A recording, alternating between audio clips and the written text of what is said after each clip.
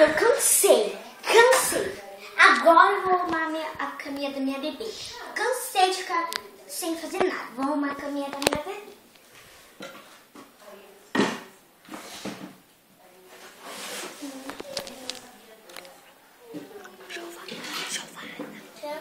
Giovana.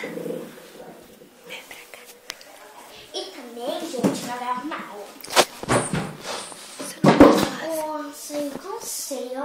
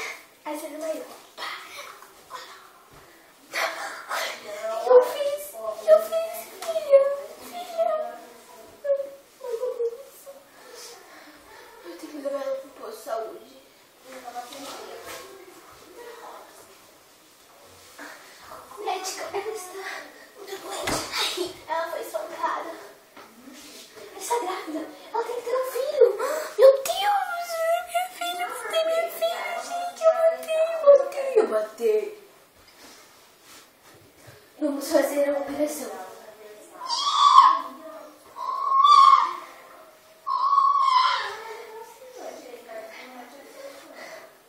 Gente, ele vai ser corintiano. Cadê a cabeça dele?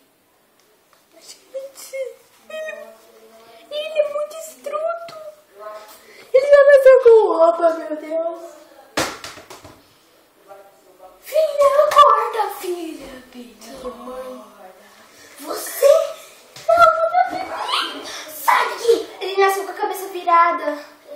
Deixa ele fora disso. Sai do meu quarto. Não. Sai da minha casa.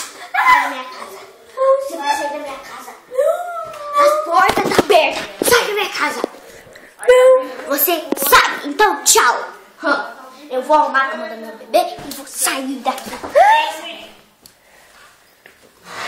Por que você foi debaixo da piscina?